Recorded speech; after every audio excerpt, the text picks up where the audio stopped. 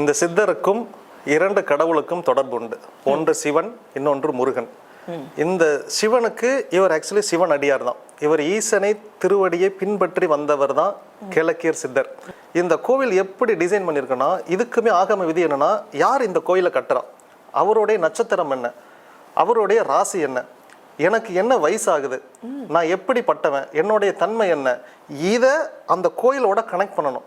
இந்த பிரபஞ்சத்தையும் இந்த கோவிலையும் நான் கனெக்ட் பண்ணியிருக்கேன், இந்த கோவிலோட நான் என்ன கனெக்ட் பண்ணியிருக்கேன், இப்போ நான் சொல்கிறது எல்லாமே நடக்கும். இந்த வேலையை தான் நம்மளுடைய முன்னோர்கள் செஞ்சுட்டு இருந்தாங்க. அப்போ எனக்கான மெட்டல் தான் பித்தளை. எல்லாரும் நேர்மறையான சிந்தனைகளில் வந்தீங்க. நான் மந்திரம் ஓதி ஓதி அந்த சிலைக்கு சக்தி கொடுத்துட்டேன். இப்போ அங்கே இருந்த ஒரு தண்ணியை நான் உங்களுக்கு கொஞ்சம் கொடுக்குறேன். இந்த தீர்த்தம் தான் உங்கள் முழு உடலையுமே டேக் ஓவர் பண்ணும். மக்களுக்கு நான் ஒரு சிறப்பு அழைப்பு என்னன்னா, நீங்கள் ஐயா கிட்ட கேட்குறீங்க, அது நடக்குது, அதெல்லாம் அப்பாற்பட்டது. ஜஸ்ட் நீங்கள் வாங்க, நீங்கள் வாங்கி நீங்கள் இந்த கோயிலில் மிதித்து சக்தி இருக்கு இல்லைன்னு நீங்கள் டிக்ளேர் பண்ணுங்கள், நான் ஏற்றுக்கிறேன்.